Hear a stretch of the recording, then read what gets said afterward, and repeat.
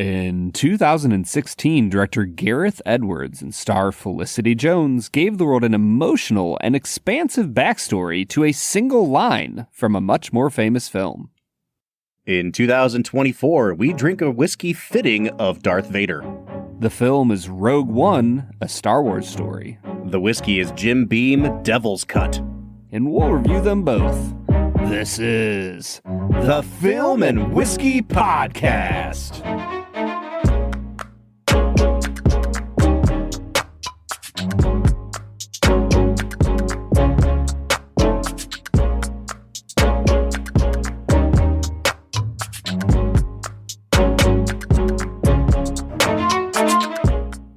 Welcome to the Film and Whiskey Podcast, where each week we review a classic movie and a glass of whiskey.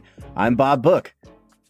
I'm Brad Chi. And we have a video component going on tonight, Brad, as we chat with each other, and I subtly give you the finger for making fun of the way I talk.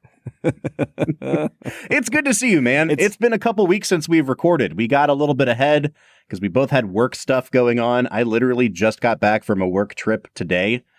So your boy is tired and a little bit slap happy. So we'll see where this episode goes, man. Dude, I celebrated with a buddy of mine last night. He is about to break ground on a house that they're building in Delaware. And we drank some Lafroig 10 cask strength straight from the motherland. And then we drank some Lagavulin 16. And then we drank some barrel rye cask strength. Oh, okay. And I woke up at 4 a.m. and have not gone back to sleep. Oh, I should have called you, man. I was in North Carolina for work. I rolled over because I couldn't sleep at 4 o'clock in the morning. And I said, well, I guess I'll just start driving home. And I could have just been talking to you. We could have recorded this episode while I was on the road, man. We sure could have. I don't know if our illustrious guest was up at 4 a.m. today, though, Bob. No. And Brad, it's been a while since, A, we've had a guest on the show, but B, since we've talked with our good friend Zach Johnston, who has been patiently waiting to say hello. Zach, how are you today, man? I'm doing well because I slept in until about 7. Okay, cool. Well, it's been nice catching up, Zach. We'll talk to you in a couple weeks. Yeah, so whiskey, movies, good times. Normally, I introduce Zach as the Spirits writer and editor for Uprocks, but that is not his title anymore. Zach, I don't want to step all over your announcement, but let's catch Film and Whiskey Nation up a little bit. What's going on in your life, man? So I transitioned into the industrial side of the spirits world after 8 years in media and about 3-4 years before that in high-end bartending. I am now officially working for a distillery, Blackwood Distilling Company, which is at the moment based in Versailles, Kentucky. They do Blackwood toasted rye and toasted bourbon. They brought me on to help expand the brands and help expand into the European and U.S. market further, because for the last few years they've been Kentucky only, and they're gearing up for a big $200 million distillery just south of Lexington.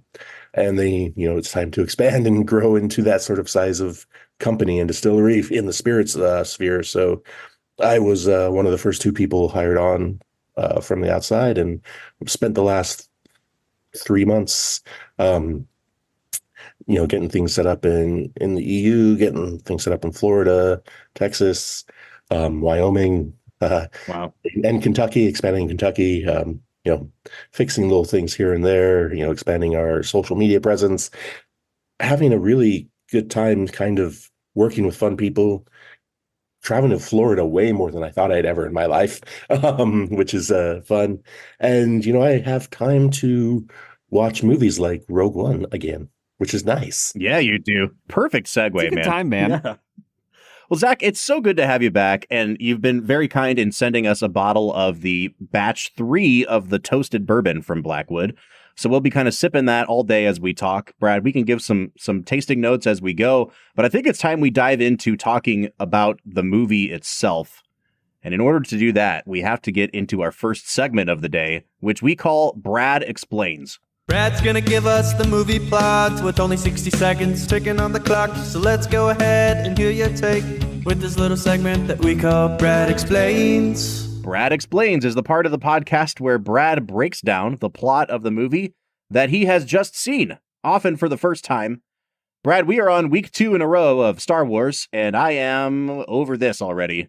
But because I am over it, we have not talked at all about like prep for this episode. We are coming in extra blind today when it comes to each other's preferences here. Yes. Have you seen this movie before? I have. Yeah, I saw this in theaters, and I believe I watched it one more time with some friends. So this is viewing number 3. Okay. I'm on viewing number 2. I saw this in the theater and absolutely loved it. I bought it on Blu-ray. It has been sitting on my shelf for like 7 years now, and I have not returned to it at all. So I am actually less informed than you are on this movie, Brad. And because of your deep and encyclopedic knowledge of the Star Wars universe, you should be able to give us a great breakdown of the film. Now, folks, I do want to say we are getting into spoiler territory from the get-go here. And this is a movie that, I mean, you kind of know the contours of it if you've seen A New Hope, but you don't know the details. And I do not want this movie to get spoiled for you. If you have any intention of watching Rogue One, I would say hit pause here, go watch the movie, and then rejoin us, because Brad is about to drop some bombs, literally and figuratively, in describing this film. Brad. I just want everybody to know that there was no one harmed in the dropping of bombs for this episode.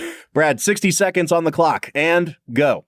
Rogue One, A Star Wars Story is a film about the construction of the Death Star in the Star Wars universe.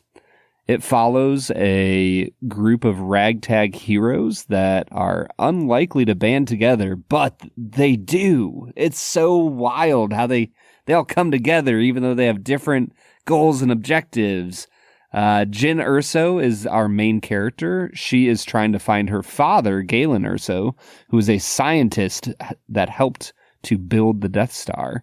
She finds out that he actually programmed in a fail-safe, you can blow this up if you really want to, in the Death Star because he doesn't want it to get built. And man, other things happen. The Death Star kind of blows things up. Jyn, they go to this beach planet that's really pretty, and they get the data up to the Alliance, and Darth Vader is just incredible. Okay, and the spoiler is that quite literally everyone dies at the end of this movie. It is a film where the actual fake spoiler that we give sometimes when people are like, "Oh, what happens at the end?" You say everyone dies. Everyone. No, like honestly, they all die. Every single living creature in the universe is wiped out by the end It was of a the film. great like on ramp to Endgame and Infinity War. You know? Yeah. All right, guys, let's dive into talking about the movie itself. Now, this was the first kind of one-off, they called them Star Wars anthology films, which were meant to be separate from the Star Wars saga and the new trilogy of sequels. And because of that, they wanted to give it some stylistic flourishes that were different from your regular Star Wars movie. It doesn't have the sort of Akira Kurosawa wipes and transitions. It also doesn't have an opening crawl. And I remember being in the movie theater and seeing a long time ago in a galaxy far, far away, and then there's just this musical sting from the orchestra. It's just ba-da-dum. And it was jarring, and I was immediately like, I am on board for this. This is really, really cool. They also are missing the Wilhelm scream for the first time ever in a Star Really? Wars I thought I heard it a couple times. Very, very disappointing. That they Now, got do you rid know of. that for a fact, or did you just not hear it with your own ears? No, I know it for a fact. It's it's either this one or The Last Jedi, because they both came out like back-to-back years. But one of them omitted the Wilhelm scream for the first time in Star Wars history, and I was quite disappointed with that. Also omitted John Williams. They sure did. And here's the thing about the soundtrack to this movie. It is not good. It's not super memorable. It's a cheap knockoff of John Williams. It is 100% a cheap knockoff. And I can't remember exactly what the famous Star Wars leap is. I don't think it's a full octave, but the they mimic that in the sort of heroic fanfare of this movie's theme. There's that jump, that sort of whatever it is, a fifth or a seventh. I don't know what it is, but they mimic that exact same thing, and it does not land. And I think even people who are not familiar with music theory, you can hear that they're hinting at things like the Imperial March, where they'll give you 4 notes of the Imperial March and then kind of twist it into something different. They're doing variations on themes. And the thing about doing variations on a John Williams theme is that John Williams has already found the optimal way for that to be a theme that you remember for the rest of your life. And so you're automatically making music that is less memorable when you do that. Go ahead. It's the scene from Amadeus, but in reverse. like Mozart has created the piece and then Salieri writes his worst version of it. Yeah. Like that's literally what's going on here. Was this Michael Giacchino? Who did the music for this one? Michael, yeah, that's correct. Michael Giacchino. Okay, I'll give him a pass because he is the go-to young composer now, and he's created some of the best music of the 21st century. Also, however, he was brought on late to redo the whole score, so he didn't have time really to dive in. So I think that why there's a lot of allusions to John Williams as opposed to something fresh. On another note, can I dive into something that's crazy about this movie? Oh, please. This is probably the best cast of any Star Wars film that we've ever had and may ever have. The cast on this film is insane. Let me just name a few names here. Donnie Yen, legend. Jiang Wen, legend. Ben Mendelsohn, basically a legend. Matt Mikkelsen, basically a legend. Yep. Alan Tudyk, Forrest Whitaker, legend. Obviously Carrie Fisher. Diego Luna, amazing. Felicity Jones, amazing. Like just that core cast alone of our core characters, insane. Yeah, that they came together in any film, much less a Star Wars. I think that's. I mean, I don't even know how to compare it to another Star Wars film where you have a cast of just absolute knockouts, every single one of them, like top of their game actors. Yeah, I don't think you can compare it to any other Star Wars film. I think you're probably right. This is the best assembly of people for a movie. And if I could start getting into, Brad, like some critique of the film, a film that I loved on first watch, I'm a little bit cooler on this movie this time around. And the cast is somewhere that I'm going to have some spicy takes, I think.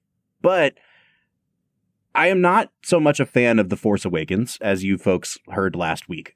But one thing that I really loved about what Abrams and company did with that script is they did a really great job with close-ups in that movie and giving people their sort of John Wayne in Stagecoach, like push-in introduction to like, you're a movie star now, John Boyega. Like, seize this moment. You're a movie star, Daisy Ridley.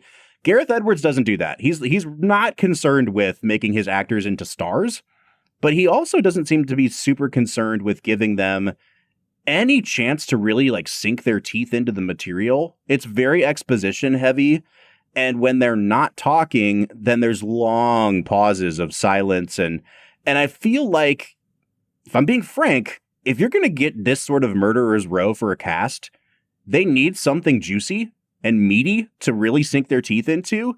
And I'd kind of rather watch this cast in The Force Awakens than I would in this movie, Brad, because I just don't think that, I think they paint in really broad strokes in this movie. And I was a little bit let down by how, not amateurish, but kind of like remedial the script was here.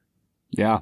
I mean, I think that the best character development you have in the film is probably Alan Tudyk as K2SO, the robot, because he has that kind of joking relationship throughout, which in comparison to The Force Awakens from last week, the humor of the robot weirdly worked for me in this film, even though it's like borderline Marvel humor. I think it works for me because it's coming from a non-human character. And like, he doesn't have to convey facial expressions or try to be serious as he's delivering this comedic line. It works much better coming from a robot. I think that's why C-3PO is so funny in the original films. But man, you get to the end and everybody's dying, and I don't give a rip about any of the characters dying except for the freaking robot. For some reason, like, that's the death that I was like tearing up a little bit over. Right. And it's the sort of thing where, like, I think also, let's very quickly, what is Star Wars? Like an actual Star Wars. Star Wars is great because they have that one cinematic moment that makes you jump out of your seat in the cinema. It's when Luke uses the Force in the trench to blow up the Death Star. It's when Vader says, "I know I'm your father in Empire." Return of the Jedi doesn't have one. That's why it kind of sucks. Um, Oh, come on, man. Vader and- picking up well, the Emperor and the electricity. but you knew that was coming. Like it wasn't that like, oh my God moment. Whereas in like I remember I saw Phantom Menace in the theater like opening day, 1999. I was 20 years old. The moment that Maul comes out, those doors open and they throw off their robes and like we can handle this. People lost their shit in the theater like they did when Vader revealed he was his father. The same thing, Attack of the Clones, that movie has a lot of detractors, but when the Jedi show up in Geonosis and all turn on their lightsabers, I know people who have a tattoo of that scene on them because it's another one of those holy shit moments. Again, Revenge of the Sith, Anakin and Obi-Wan, that battle is an oh shit moment. Force Awakens doesn't have one. It was supposed to be when Rey catches the lightsaber in the forest. I was there and nobody gave a shit.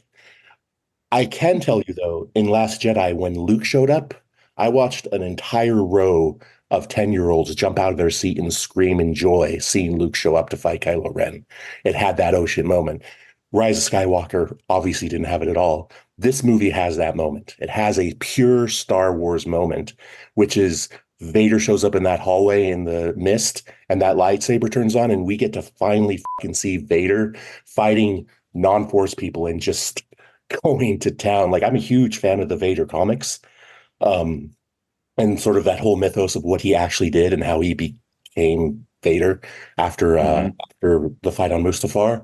And seeing him, like people jumped out of their seat the same way they did when Maul shows up on Naboo. Yeah. The same way that my dad saw people jump out of their seat when Vader revealed he's Luke's father. And that's what Star Wars is. Like, yes, there's all the other stuff, but Star Wars succeeds as a film on moments like that you walk out and you're like, holy did you see the double-edged lightsaber? And that's all you talk about, right? Or it's like I remember, like, and this is me, like I said, just as a quick preface, when I was 5, I had the full Return of the Jedi like bed set, like the comforter, the pillows, the curtains, the whole Ewok play set, everything. But my dad had Empire, right? And that was like the moment he said people jumped out of their seats. They couldn't believe it. And I never really got that until that moment in Phantom Menace, where it was like, holy shit. And then I got that again. I got to have that again with this movie where Vader shows up and just slaughters fools. And it's like, I got it twice. We're like, wow, this is fucking amazing. And so for me, this film works perfectly as a Star Wars film because Gareth Edwards and Tony Gilroy understood that. They understood like, we need this to be a Star Wars film. And where JJ sort of falls down is he didn't understand that because neither of his films have that. Like he has people riding horses on a fucking Star Destroyer, which is so stupid. But also the whole fight between Rey and Kylo in the forest, it's like, it's not that moment. Because it's I understand it's yes, her using the Force just like Luke did and blah, blah, blah, and New Hope. I get the whole parallel there, don't get me wrong. But it's not the same thing because it's not a triumphant moment. The Death Star in Force Awakens has already been blown up. That's already over. She had nothing to do with that. And so, it's this weird thing where I feel like with Gareth Edwards and then, of course, Tony Gilroy taking over in the end there and working with Gareth to sort of reshoot a lot of this film, they understood it's like, hey, this is what Star Wars is at its core, where you walk out and you're like, holy shit, that was amazing. Yeah. And like you said, I think it's like you walked out of the film and you were like hyped on it, right? Oh, 100%, man. Right. Yeah, like you walk out of Rogue One. I'll give just kind of my initial take from, a decade ago almost. I remember walking out of this film and thinking the first half of this movie was like flaming hot garbage. I don't give a rip about any of these characters because none of them are interesting. They all just kind of have a and then mentality of and way too much tell, not show. Like yeah. There's so much of that. And then the second half of this film, I was like, that felt like a Star Wars movie. Like the battle scenes, the connection between Jin and what's his name, Cassian. right? This, like the connection between them in the midst of battle, like that's something you get in good Star Wars films, capped off with maybe a top 3 scene in all Star Wars films of Vader just being awesome. And like when he walks in, the shadows almost look like they have like tendrils, like they are a demonic embodiment of evil that you couldn't quite do in 1977. And so I walked out of the film going, man, if I could just get rid of the first half and just watch, like, you know, maybe add a little bit, like an hour and 15 minutes. Oh my gosh, the ending was incredible. So maybe this would be a good time for me to give a little bit of my personal history with the movie too, Brad, because as you know, I am not a Star Wars fan.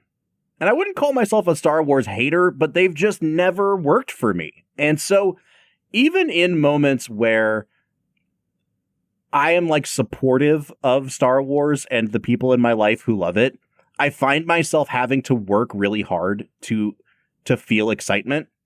You know, like I went on Christmas night in 2015 to go see Force Awakens. we took like 8 people. I got a gift card for Christmas. I bought everyone's tickets and then like my gift card was gone. But we went to see Force Awakens and I could see how excited everybody was to see that opening crawl come up again. And I'm like, I want to be as excited as you guys are. Rogue One is the first time, and I think it was because it didn't have the burden of being a Star Wars movie. It was just a movie that existed within the wars of the stars. That was just like, it was a completely separate thing. And it was the first time that I had the oh shit moment. When Vader comes in at the end, I like in the theater, I was like, oh shit, like it's happening now. And that sent me out on such a high. But if I'm being honest, this is my problem with Gareth Edwards movies, whether it's his Godzilla movie or he made a movie last year called The Creator. He creates the most brilliant cinematic images. Like there's such a sense of scale. I don't know if anyone does scale like him, except for maybe Denis Villeneuve. Like when you can literally see the height, the way that like Star Destroyers are filmed in this movie, it's the coolest the ships have ever looked in a Star Wars movie. And yet, I think it says a lot about the flimsiness of the script and Edwards' inability to really make you ever care about characters, that we have just watched our lead characters die a horrific death in what is essentially a nuclear explosion. And then we immediately forget about them because he tacks on this ending of like, but Vader do cool thing now. And you're just like, yeah. And so I think that's the dichotomy here is like the stuff that we should be caring about falls away so quickly because he knows that we just want that immediate heroin hit of Vader killing guys. And here's my spicy take on Star Wars in general. And Brad, I know you're a fan as well. And I think true fans understand flaws as much as they understand the shine, right? And Star Wars has always been deeply flawed. Like you go back and look at the script of that first film, the dialogue's terrible. Like it's literally terrible. I was going to say they've talked about that in so many interviews where Harrison Ford is like, George, you go out there and say this fucking shit. Yeah. and also there's a lot of fat on that film too. Like that film is way too long. Empire, that whole it's 30 minutes of Hoth where you're just like, couldn't this been in the scroll? Like, I don't really need to see this. Like I've been through phases in my life where I've just skipped over Hoth entirely and gone straight into the movie when, the movie starts. So it's the sort of thing where I always feel like with Star Wars, people try to find reasons to gloss over the problems with the scripts, the problems with the filmmaking, the problems with the act. Well, I don't really want to blame actors because it's the director's choice, it's the editor's choice. Like the actors are doing their job. I don't want to be like, oh, Riz Ahmed, didn't act right. It's like, well, no, he was being told what to do by Gareth Edwards and Tony Gilroy, and like he's doing his best.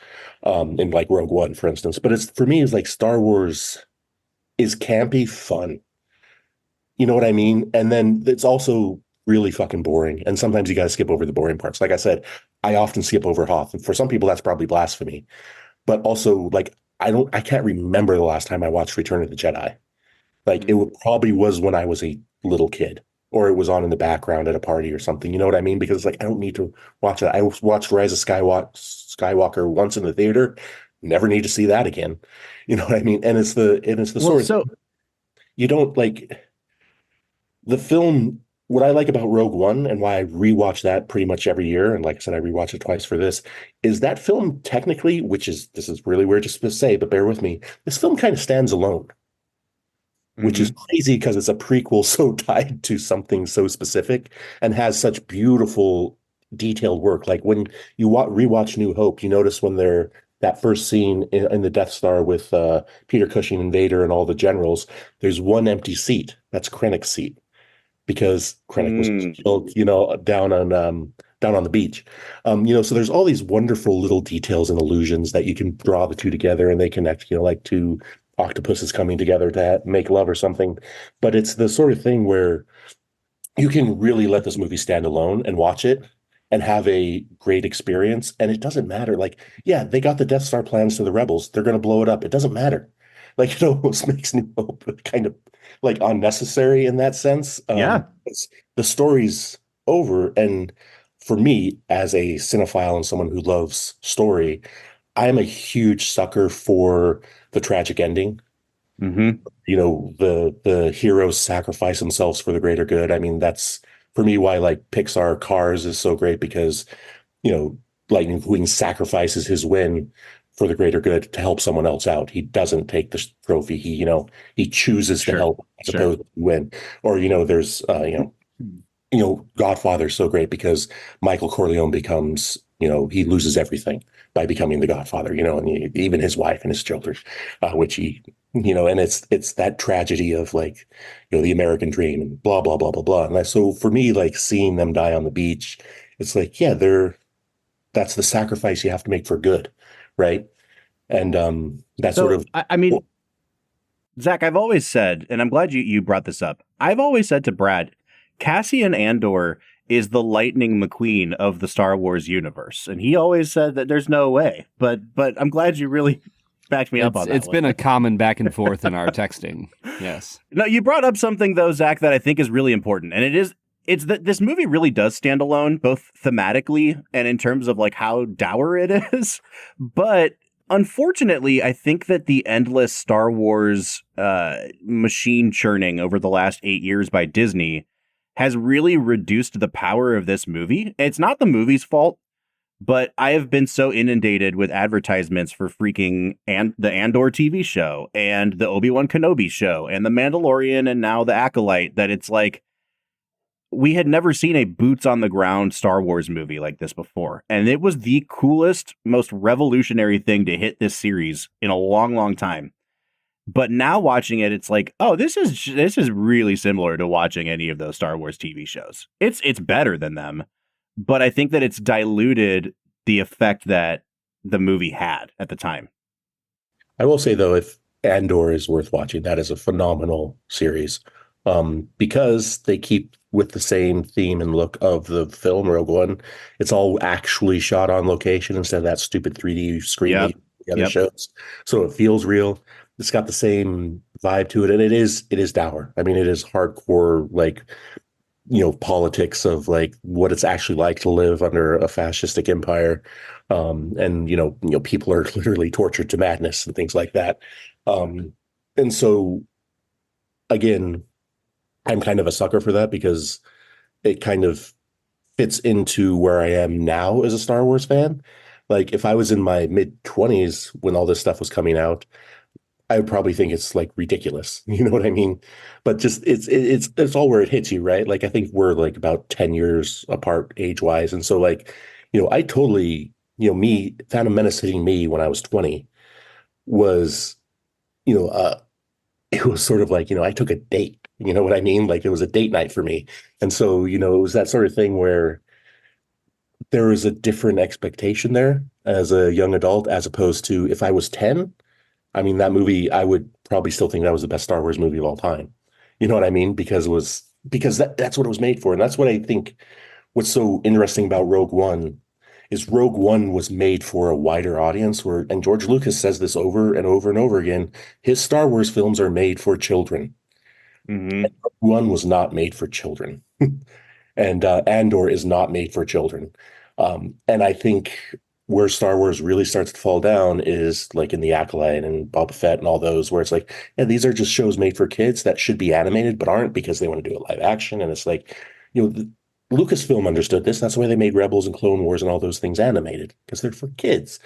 When you bring those people into the real world, and especially in what was the latest one, Ahsoka, where it's like there's brilliant moments in there, but the overall, it's like these are cartoon characters, and I hate them because they're acting like cartoon characters in quote unquote real life, because it doesn't transfer, right?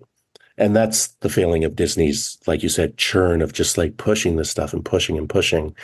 And, my only response is, hey, just watch the good stuff and ignore the rest. Right. Yeah. Yeah, I'm with you on that, man. They have put out so much stuff that it loses its value. Like there's a huge reason why episode 1 did so well and why The Force Awakens did so well. Because there was 10 years between Revenge of the Sith and The Force Awakens, and 16 years between Return of the Jedi and Phantom Menace.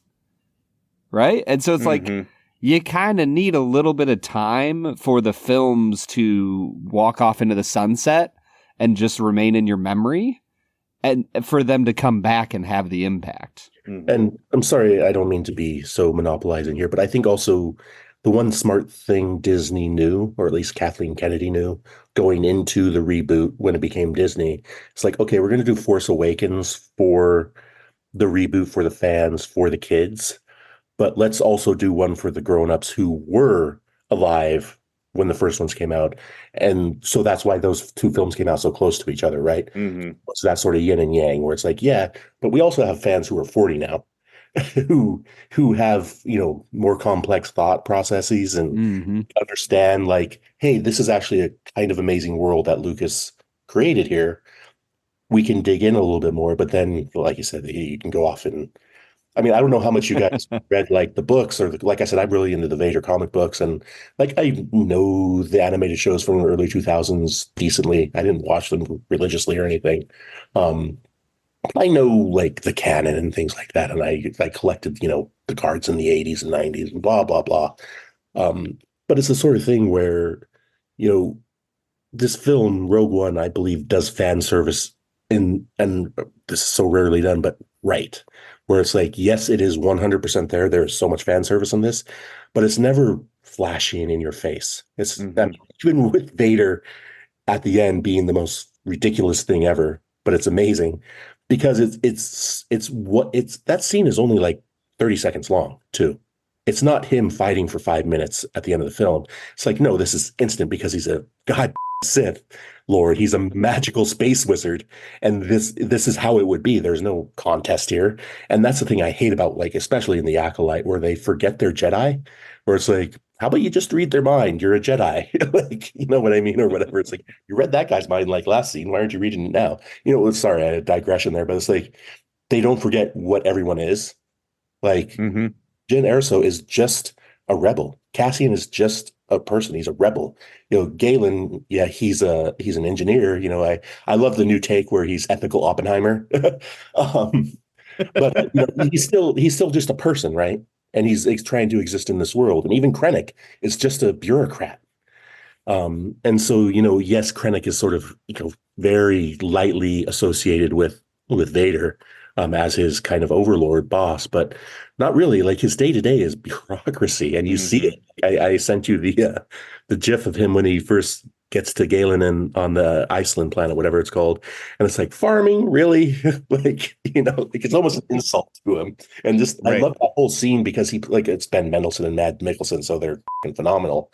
But just like, oh, your wife died. Wow, that's really a shame. And just his way of like conveying, like, I know you're bullshitting me. Can we just, jump can we cut to the chase here? Cut to the chase. Like, come on, you don't insult my intelligence. I know you're a genius engineer, but stop insulting my intelligence. We're old friends. Mm-hmm. And, it's this like nice subtlety between those two actors, which they can pull off because they're phenomenal actors, right? Mm-hmm.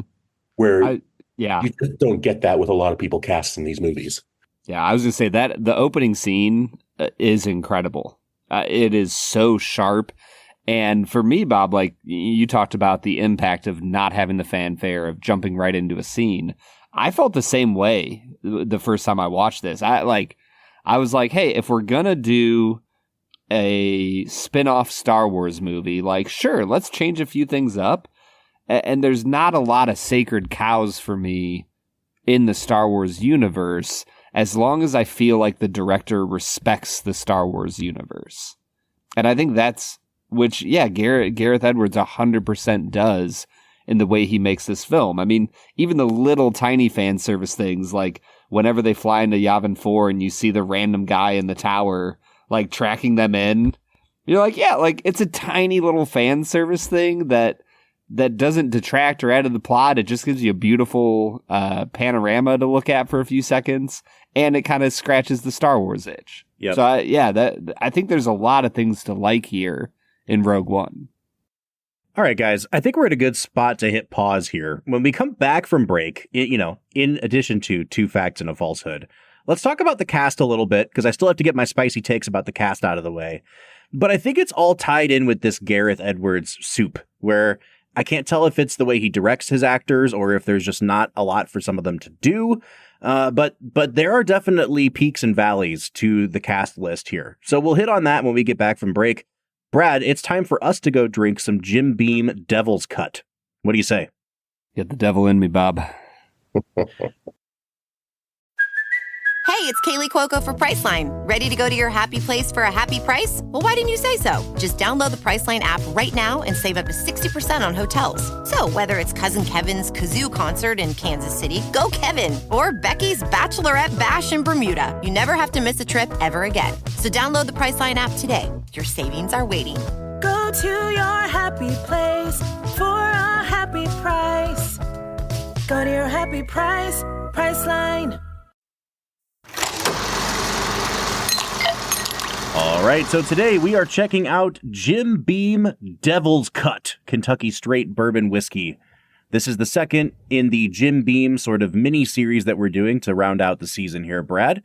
And I have to be honest with you, I'm very familiar with this product. I don't know if I've ever tried it before. Yeah, I've seen it many times on the shelves. It's a somewhat distinct bottle on the lower shelves of the whiskey aisle. Mm-hmm. I have never drank it. I remember very distinctly when it came out, because I was working at a grocery store at the time, and they were running a whole bunch of ads that was really playing up the badassness of this bottle. And do you know who their spokesperson was at the time, Brad? I don't know if you remember these ads. Ozzy Osbourne. It was Kid Rock. Hey, the baddest of asses. And man, I feel like the bourbon industry has come a long way from... That was like the biggest name attached to bourbon at the time. It was like, whoa, Kid Rock. Yeah, the whiskey industry has indeed come a long, long way, to the point where now they can charge, hundreds, if not thousands of dollars for whiskeys that probably don't deserve that type of hype, Bob. But not, crucially, for Jim Beam Devil's Cut, because this is still a bargain whiskey if ever I've seen one. Now, what I understand of the process, Brad, and I'm going to go ahead and read the copy on the side of the bottle here to lay some groundwork for those who are not familiar with Devil's Cut. They say, while bourbon ages and the angel's share evaporates, some also remains trapped inside the barrel. This is the Devil's Cut. We extract this dark and intense liquid from our charred white oak barrel walls and blend it with extra aged bourbon.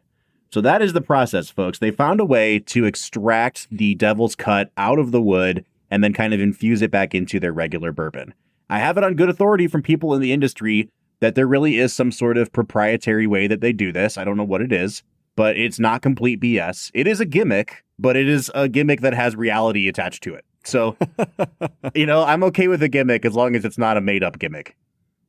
Yeah, 100%. The best that I can tell from reading more about it online, everybody seems to be in agreement that what they do is they add a little bit of water to the empty barrel, set it out in the sun, and let it heat up and evaporate the liquid out of the wood and back into That's the barrel. the proprietary thing is like, hey, go rinse the barrel. Yep. It's just the barrel backwashing. Yeah, Right? supposedly there's some sort of like agitation that also happens. Okay. So I like to think that they just hire like an Andre the Giant lookalike to like shake the barrel. Like he's just walking around squeezing in a field. the staves like Yes. he's wringing out a rag. Yeah. Yes.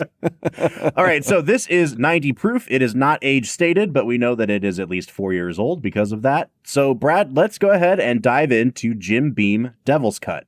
What are you picking up on the nose here? Oak, Bob. Mhm. There's some oak, and then there's some oak.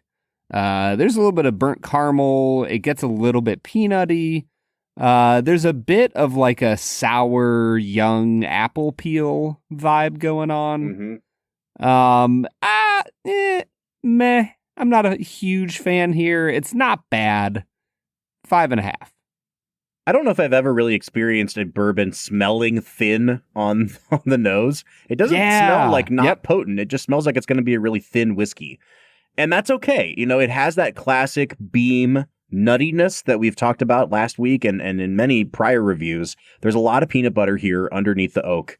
It's not super complex, but the oak gives it a spice. The peanut butter gives it that nice kind of round sweetness. I do get a really weird note, Brad, and I am cataloging this for my future fat guy tasting notes here. You know how when you get Chinese takeout, everything kind of smells like MSG a little bit?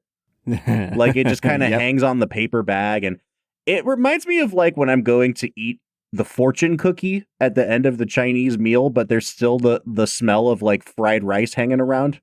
I don't know how to explain it. It's like cookie with MSG. And that is a note I don't think I've ever had on a bourbon before, man.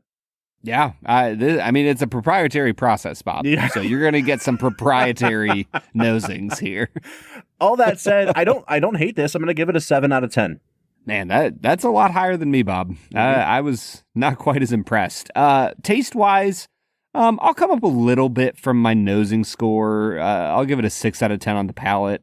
The apple peel comes through a little stronger. The oak turns into like a charred oak. There's a little bit of cinnamon here. It's watery, Bob.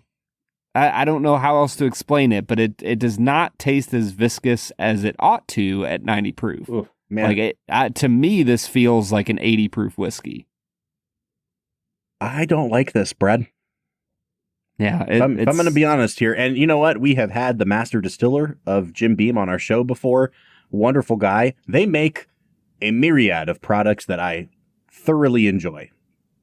This is not one of them. It is really, really thin in terms of mouthfeel, but the bitterness from that oak extraction, it doesn't even taste like oak to me. It tips into almost chemically. Like it's just a really bitter, you could call it herbal, but it almost tastes artificial. And that's like, it's a type of bitter that I only really associate with very low grade, cheap whiskey.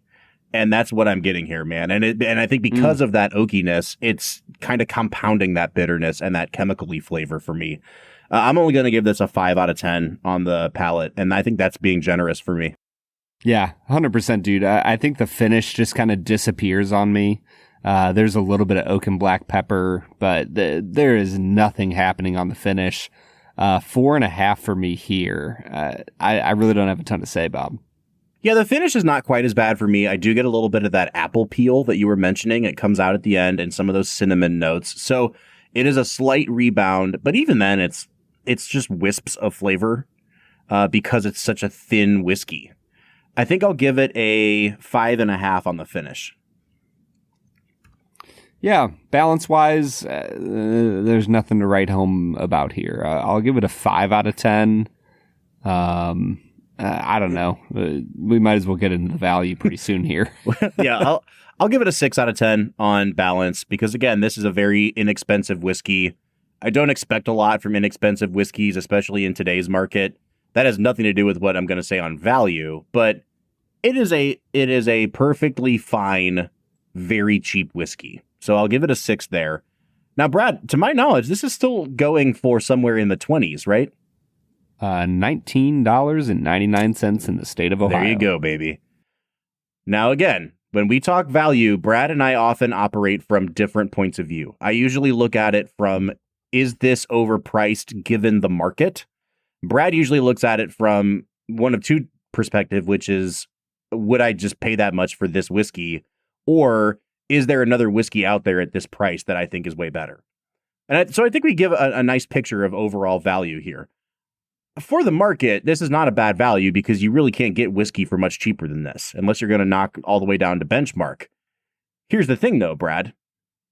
I think Benchmark's probably a better whiskey than this. It certainly doesn't have those bitter notes that are off-putting to me the way that this one does. So I think on every metric that we can judge value, this one is probably not going to fare very well. I'm just going to give this a 5 out of 10 on value. Yeah, I'm 100% with you, man. 5 out of 10 on value. I liked the double oaked, Bob. Mm-hmm. And I think if you're going for an oakier version of Jim Beam, go spend $20 on that. Don't spend it on the Devil's Cut. I'm coming to a 26 out of 50. I'm just a little bit higher than you. I'm at a 28.5, which puts us at a 54.5 out of 100, or just a 27.25 out of 50 on average. This is really close to, if not the lowest rated whiskey of the season for us, Brad. And I would say, like, just in plain honesty here, this is a misfire from Jim Beam. I'm really surprised that this thing has lasted as long as it has on the market. I imagine people are using this as a mixer, and I think it probably might make a good whiskey and Coke just because there is so much oak and bitterness to it. It would really stand out versus a Coke. Unfortunately, we don't sample our whiskeys with Coke when we're deciding if it's a good whiskey or not. So I can't really speak to that. Did you just say, unfortunately, we don't do that? I mean, I would like to every now and then. That sounds nice. I'm not a cola guy. Oh my gosh, dude. Every now and then you like truly dig your heels in on just the weirdest stuff. Like everyone likes a Coca-Cola. What do you mean you're not a cola guy? I don't like any colas. Bubba, RC. Bubba Cola. Oh, man. Maybe you did grow up poor after all, Brad. I know that brand very well. Oh, man. All right. Do we recommend this product? I'm going to say no. No. Yeah. Okay. Let's get back into talking about this movie with our friend Zach Johnston. What do you say? Let's get to it, man. All right, everybody. That was Jim Beam Devil's Poop. It wasn't that bad. Come on, man. Hey, by the way, did you like my comparison to Darth Vader? Talking about Devil's Cut. Do you get it? Because he's kind of like the devil. Also his lightsaber, it cuts things. Yeah, it does cut. And things. It's red. This operates on so many levels, Brad. You are knocking it out of the park. That's why they call me the master of metaphor. That's my basketball 1970s basketball player nickname. the master of metaphor. I feel like if you were a coach in the 70s, that would be your nickname. Me and Red Auerbach just smoking cigars and coming up with convoluted nicknames. Turning off the hot water to the opposing locker room. I love it. All right, dude. Let's get into 2 facts and a falsehood. Brad is gonna try to stump you both. 2 are right and 1 is wrong. 2 facts and a falsehood. 2 facts and a falsehood is the part of the show where Brad presents me with 3 items as fact about the making of this movie, one of which is a complete lie. Brad, I have been on just an absolute horrible streak lately for myself. Mm-hmm. Luckily, I have a ringer here today to help me out. So the way this usually works, folks, is that if we have a guest and I choose to enlist his or her help, I can get 1 win in the win column if we guess correctly. But if we lose, I can get 2 losses in the loss column. So it kind of throws off the tallying a little bit, but it raises the stakes quite a bit.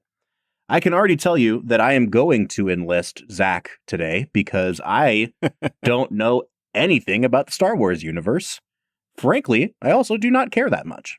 So So this is basically all me then. 100%, man. So Anakin Skywalker became Darth Vader. No, I'm kidding. Spoilers. All right, man. Hit me with your 2 facts and a falsehood.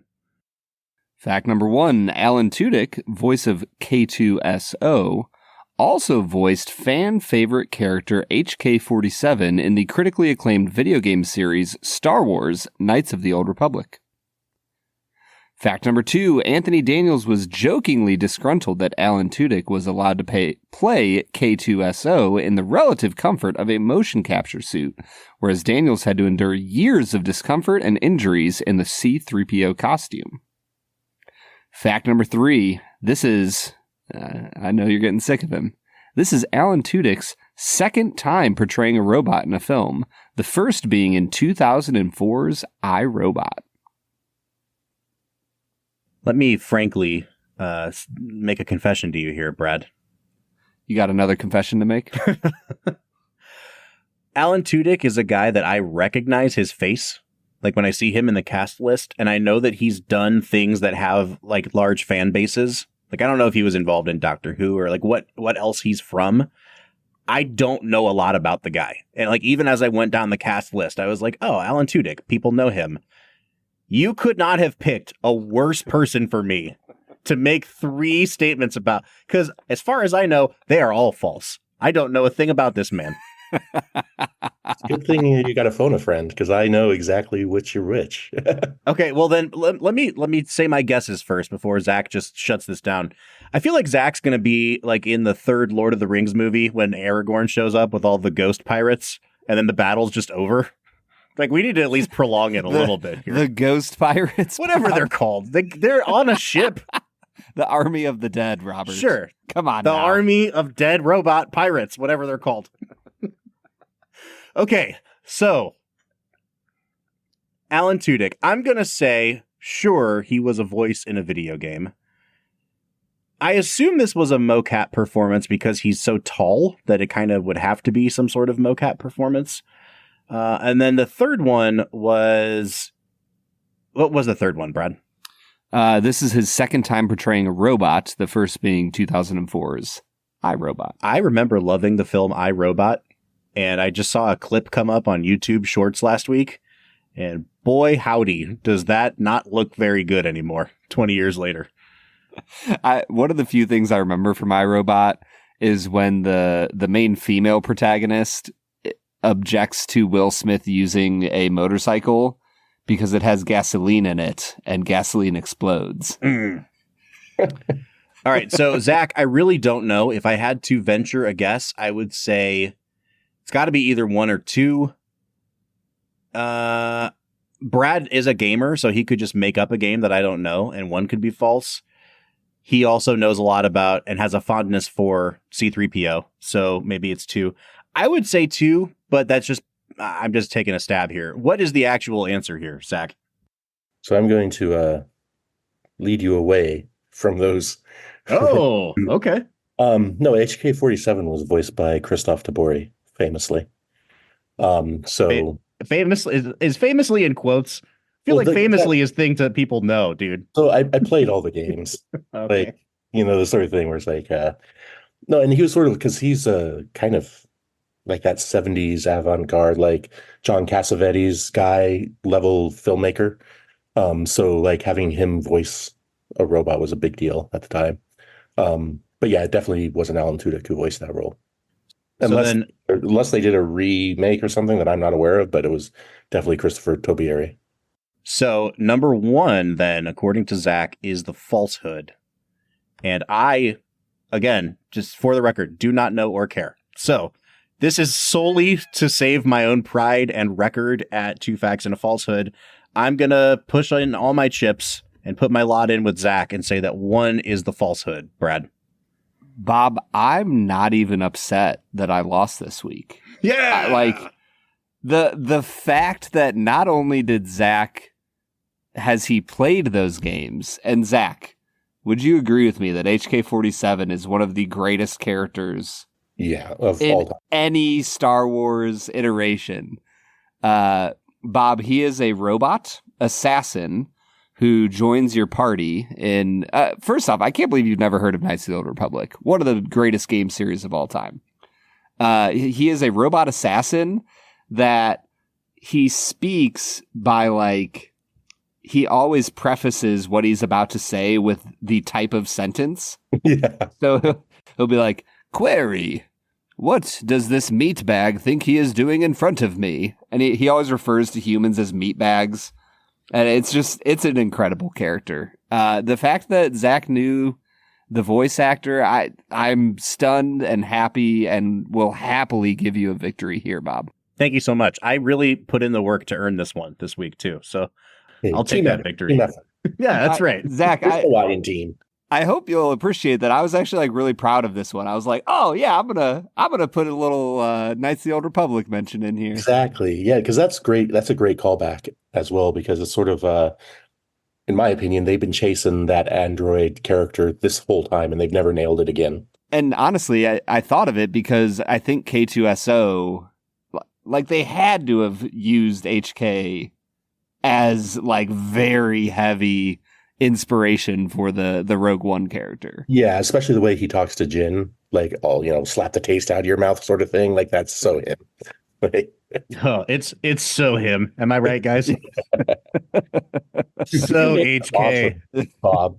Classic HK move. All right, let's get back into talking about Fallen Order. Let's get back into talking about Rogue One here, guys. And Brad, as we do it, as we've said that we're sipping on this Blackwood here. I don't want to go too deep into our tasting notes on the Blackwood, especially since I'd really like to give this a full review in an upcoming episode. But especially coming off of the Jim Beam, Brad, I am picking up on this toasted bourbon, just like it's a vanilla bomb on the nose. And then when you get to the palate, it's got like, it almost has that sort of slightly tannic black tea and mint from the toasted oak. I get a ton of black cherry on this. Like there's a depth of flavor here. And Brad, that I don't typically go in for toasted barrel bourbons, but this has a really nice, I wouldn't call it black tea, more like a rooibos tea. Like it's really, really, really good, man. And Zach, I think you guys are hitting it out of the park with this batch 3. Yeah, there's a it's like a blackberry citrus tea that my wife gets that I'm a big fan of, that like I literally drank this and was like, oh my God, it's a better version of that because it's whiskey. There is so much incredible flavor here.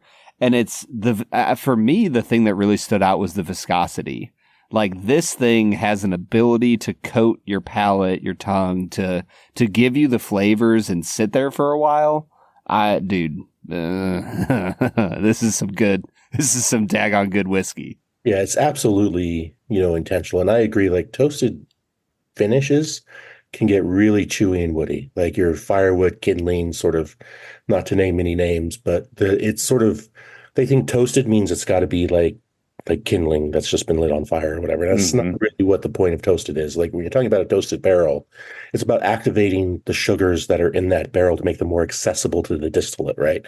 And so if you're doing that, you want to have that creaminess. You want to bring balance. So like with this, with both balance to the force. Yeah, balance, right? Both are toasted rye and toasted bourbon. It's part of it is a sort of throwback to the heyday of the 50s and 60s in American whiskey, when you had those old Fitz 64 and the old Grandad 114 in the 70s and the old Weller's antiques in the 60s as well, where you had those like bold, creamy, balanced, spicy, like dark stewed fruit sort of bourbons that everyone's been chasing ever since, but can't get back to because, the world's a different place than it was in the 50s and 60s. And so what we've sort of done here is found a way to get back to those super balanced, super creamy, bold whiskeys with those flavor notes you guys so aptly mentioned, without having to, recreate it in the mash bill that you simply don't have the grains from back then. You don't have the wit from back then.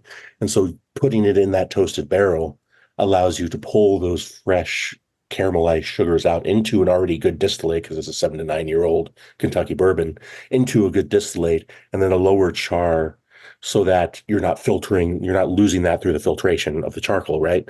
And for me, it's the sort of thing where I can tell you, the story Blackwood Farms and Country House and our origin story, and it's all has complete veracity to it, and it's a fun, fascinating story. But I'd rather just pour you one of these and be like, taste this.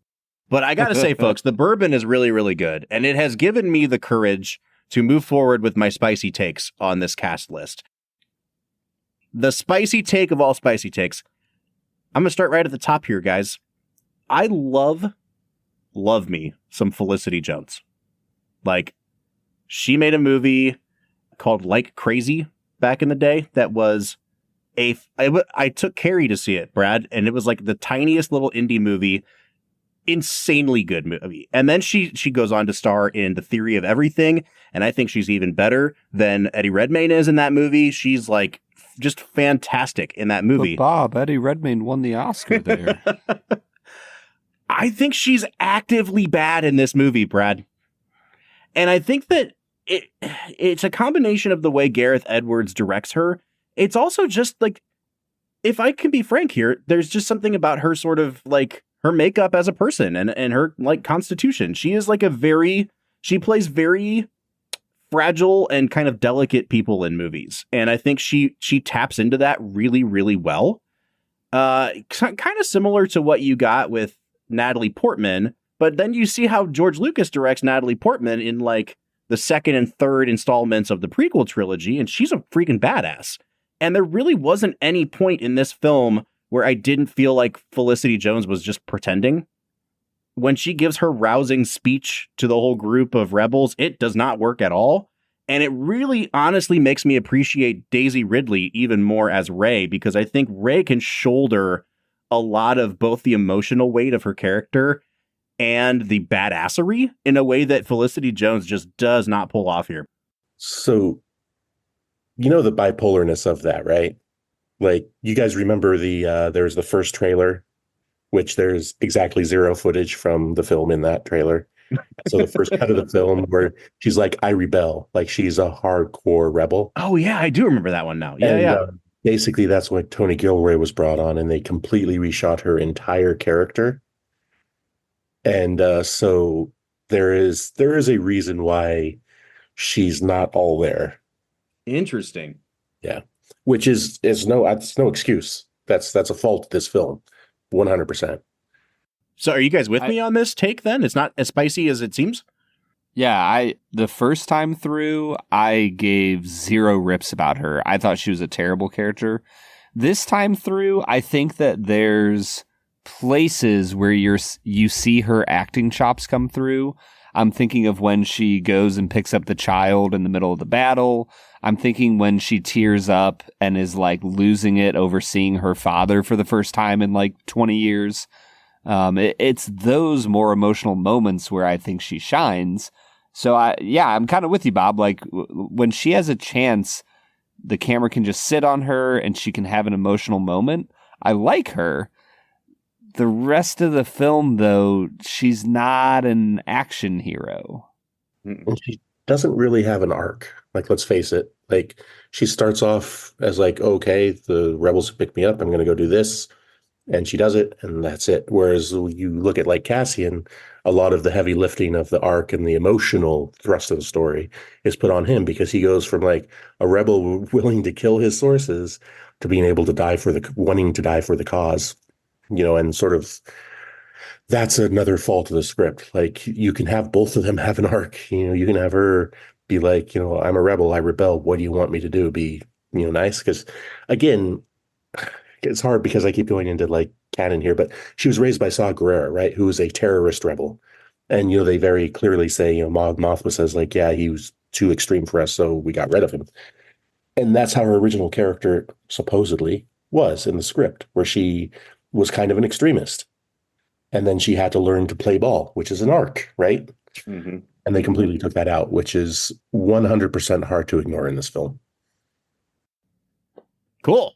Well, that did not elicit the spicy reactions I thought it was going to get. It sounds like we all really... Sorry, to go back to my point. That's not her fault.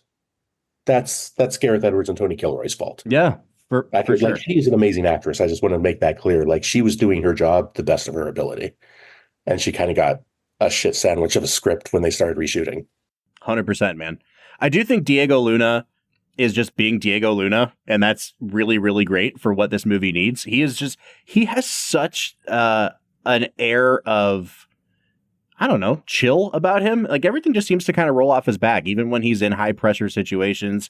He kind of reminds me of like pre-Marvel Mark Ruffalo that way. He has that sort of like shaggy, chill guy quality. Brad, this is at least the second movie we've talked about with him in it after his smaller role in The Terminal. But he was even really good in that movie. And I just think he's really welcome here. I'm glad they continued to develop this character with the Andor TV show.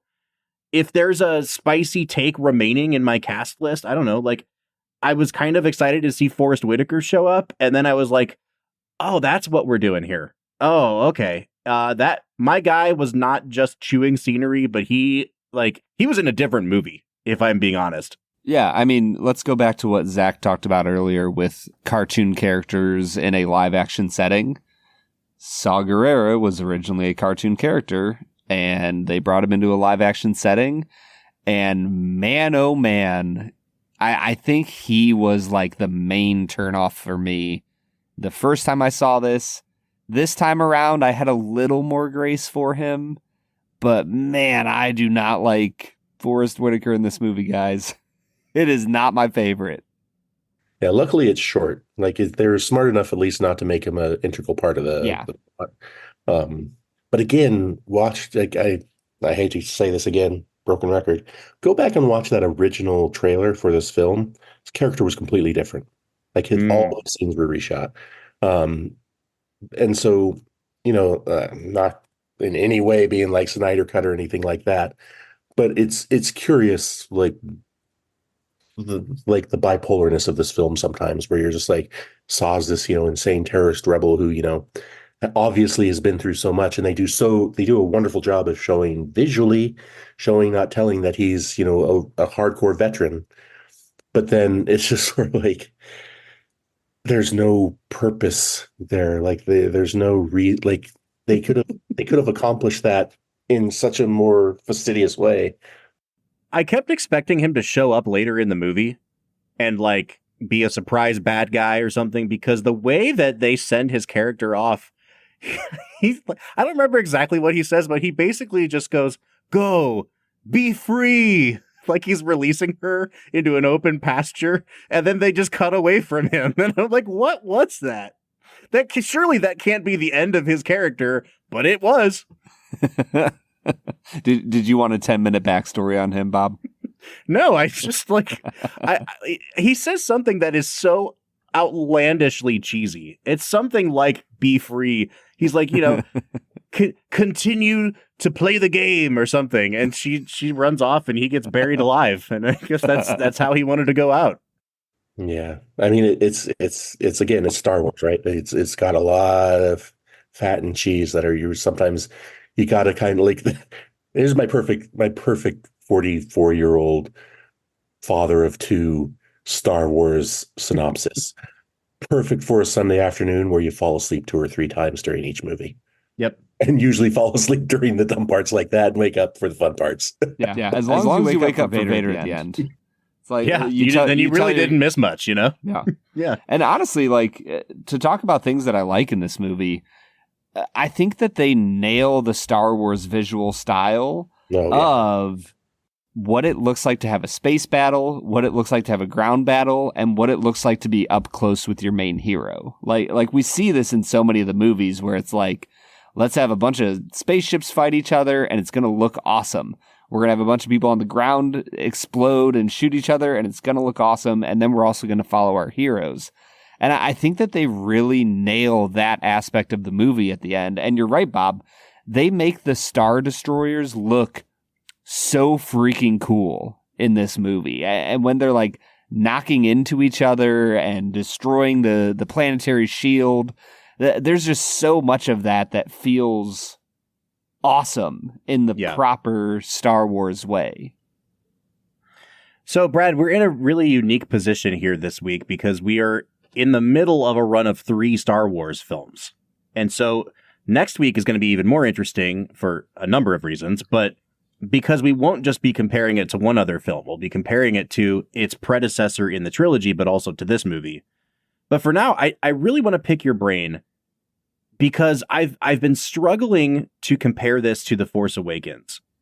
And I think that where I'm landing on this, Brad, is this is the kind of Star Wars movie I'd rather see for if you're going to make a movie for grown-ups. Like, this is the direction you need to go with it. But between the two movies, there is a perfect Star Wars film buried in there somewhere, if you could just kind of Frankenstein together some elements of each.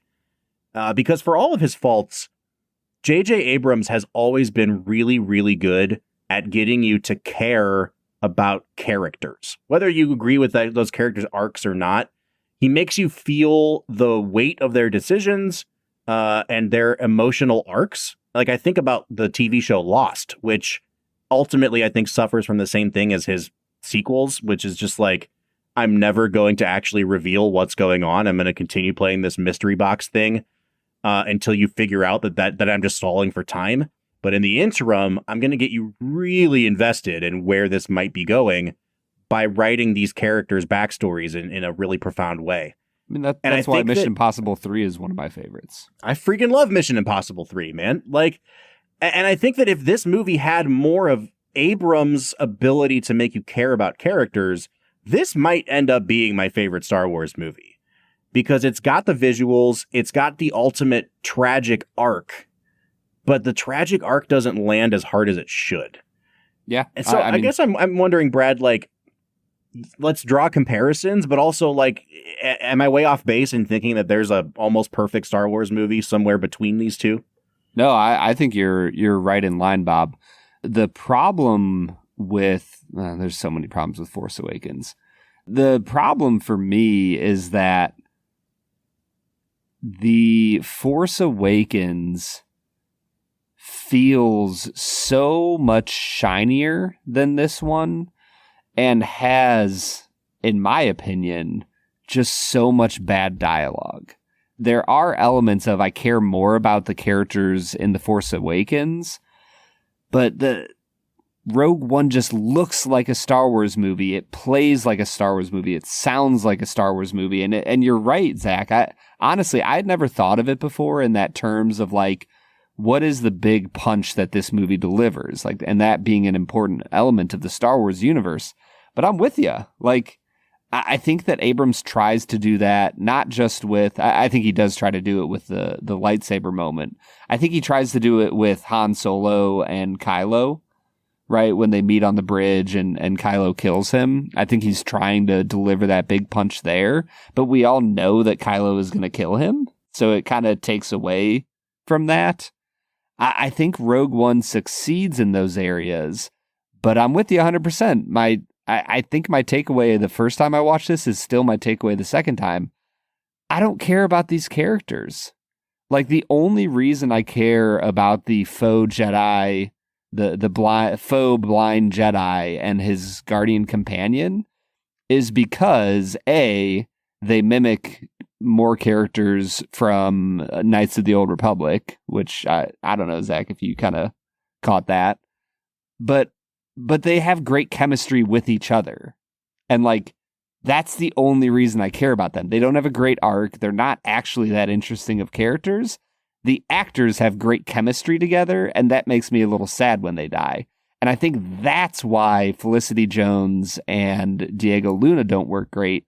I don't think that they have really good chemistry with each other. Yeah, especially like Jian Wen and Donnie Yen. Like, you can tell they're brothers to the death, right? But I also think, like, sort of going back to Bob's point, like, the problem with Force Awakens is the rebels don't look like rebels. They look like a very well-funded private army from like Blackstone or whatever. Whereas in Rogue One, they look like the rebels who are a ragtag group. I mean, look, George Lucas has said, like, he was thinking of the Viet Cong and the American Empire when he was writing New Hope, right? Which is like, yeah, that's an obvious allusion, right? That's an obvious parallel. Where how can these like ragtag group of, guerrillas take on an empire and win?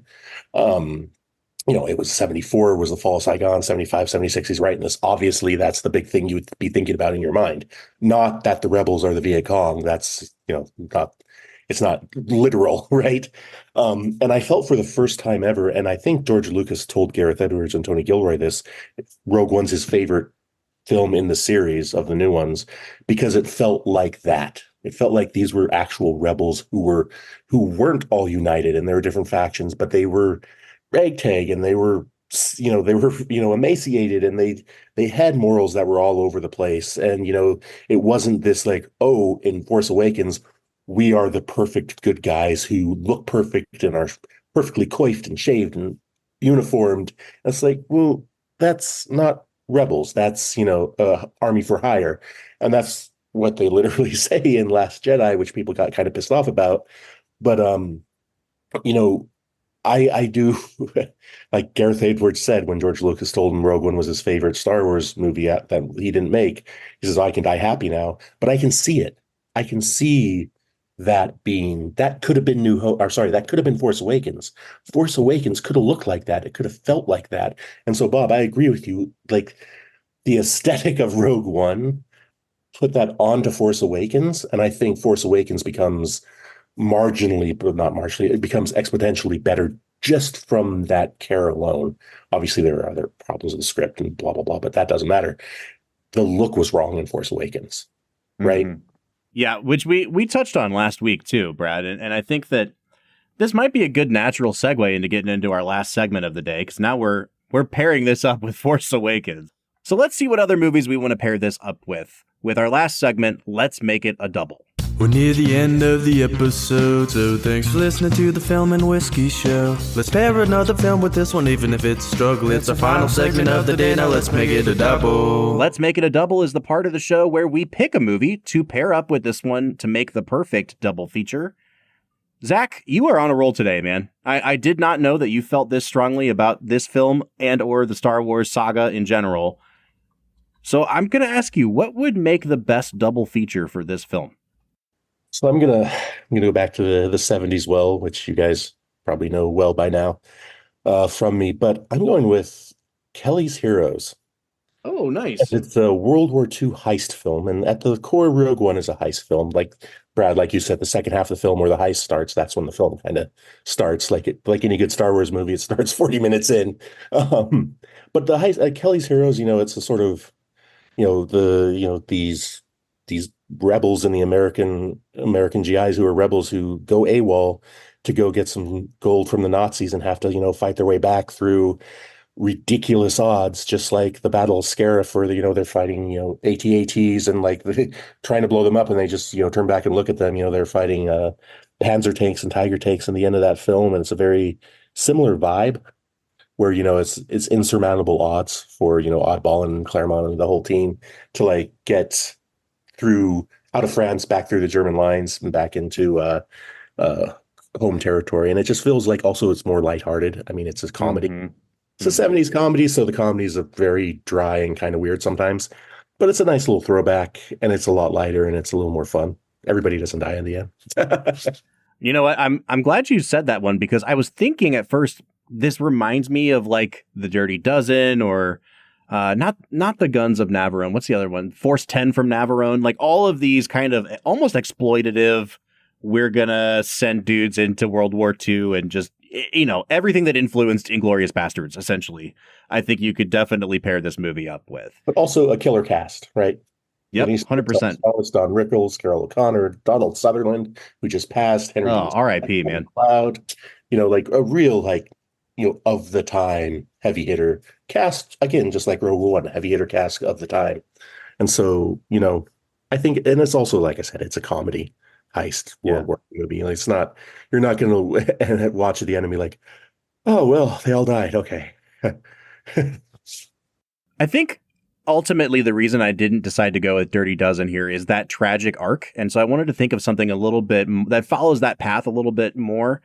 And I think I'm ultimately going to go with a movie, Brad, that is a war film that takes a ragtag group of soldiers who have come from oppressed backgrounds, just like in this movie, that culminates in a doomed raid on a fort on a sandy beach. And that is the 1989 Civil War film Glory by Edward Zwick with Denzel Washington, Matthew Broderick. That movie freaking slaps. It's a film we have never talked about on this podcast before. I don't know if you've ever seen Glory. No, I have never seen Glory, Bob. Oh, man. Oh, so good, dude. Oh, tearjerker, but like a true dad movie, like a really good. It's on AMC at 2:30 in the afternoon on a Saturday. Yeah. Yep. But So it is phenomenal. That alone. Yeah, 100%. Denzel wins his first Oscar for this movie, and it's really well deserved. I can't recommend it highly enough. So I'm going with Glory. Brad, that means you get to round us out here.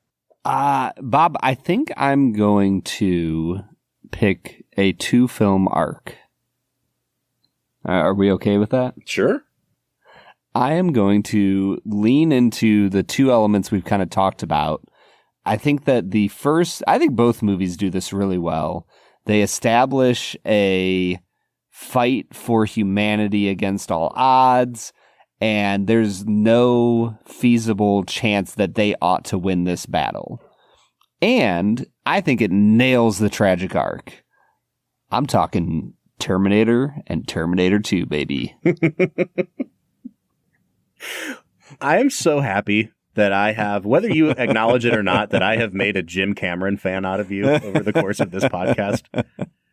The only thing better is if you could have just said that you're pairing it up with True Lies. Oh, dude, that's not a bad one either. I really wish that we could get a cut where Cassian, and as he and Felicity Jones are like holding each other as the nuclear bomb explodes around them, if he just like threw a thumbs up. Yeah. Or it could just be a complete mimic of that scene in True Lies where Jamie Lee Curtis and Arnold Schwarzenegger are making out with the bomb going off behind them. That's what we needed here. Yeah. Very nice. All right. So I've picked Glory. Zach has picked Kelly's Heroes. Brad has picked Terminators 1 and 2. Guys, let's give this movie some final scores. I'm really struggling with this because, like I said, I drove 7 hours to get home today, sat down on my couch, and finished watching this movie that I had only been able to get through 20 minutes of in like 3 attempts over the last couple days. I'm tired. I was a little bit distracted, but I think this movie just didn't hook me the way that it did the first time. And I think part of that is the theatrical images of Gareth Edwards like overwhelm you in a movie theater. And then once they've sunk in and you get to go home and watch them on a smaller screen, I think the flaws and the seams of this movie show a lot more. If you'd asked me walking out of that theater what I'd give it, I would say like an 8.5 probably. If you asked me today, I'd say like a 6. So I think I'm going to split the difference, and I'm going to give it a little bit of the benefit of the doubt because I do think that there are just quite a few moments that still absolutely rule. And I'm going to say a 7.5, but I don't really know if I can go higher than that, Brad. Yeah, I mean, I still have my IMDb score for this from when I first rated it. It was a 5 out of 10. Whoa. I was really? very, very unimpressed with this movie. This time around, I think I was sitting at a 7. And then Darth Vader happened, and I was like, oh, that's a half point right there for sure. So I'm going to give it a 7.5 as well, Bob. I'm kind of right there with you. Watch Zach be like, this is a 10 out of 10. What's wrong with you, people? I mean, it's definitely not. You know, like I said, I'm very, very aware of the faults, the flaws. You guys are right on, though. Like, the IMDb is right around where you're talking. I always like to say a solid B+, but that would be an 85 or 8.5, wouldn't it? So the Vader scene, that's an 11 out of 10. He definitely turned it up to 11 at the very least. I would say the actual film is, yeah, I have to agree with you guys. It's a 7.5 out of 10. Like it's like most Star Wars movies that are great. They're 7.5 out of 10s. There's no 10 out of 10 Star Wars movie. Like this dude gets it. Thank you. If we could all just collectively agree that Star Wars movies are fun trifles for the most part, then like the world would be a better place. It's this entire cult that has emerged around them that insists that they are like on par with The Godfather that I don't understand about Star Wars. Like, let's just be happy that we have these fun little movies that, you know, with a giant dog man that growls at Han Solo and we get to shoot lasers and say pew pew. Like, it's like, yeah. And also, The Godfather's not perfect. Well, go watch that film again. I mean, doesn't make sense. Let's just cool it on the spicy takes here, man. You've hit your quota for the day. No, all right, so it's a 7.5 for me and Brad and Zach. So we've got the weight of all three of us behind this one. But folks, if you disagree, let us know. You can find us on all of our social media accounts: Facebook, Twitter, Instagram, TikTok, and YouTube at Film Whiskey. Or you can jump into the conversation. We are on Discord every single day, talking to you guys, fans of the Film and Whiskey podcast. If you'd like to join that conversation, you can find a link at the end of every single one of our show notes. Zach, open invitation for you to come back anytime you want. And I say that because we probably do need a moderator for next week's episode. Yeah, I was going to say, I've been listening along, and I feel I can just hear Bob sort of like getting more and more broken as he talks about these movies. And Brad sort of like Lee kind of rising and rising. So I feel like there needs to be somebody in between to be like, but Bob, no movies are perfect. It's okay.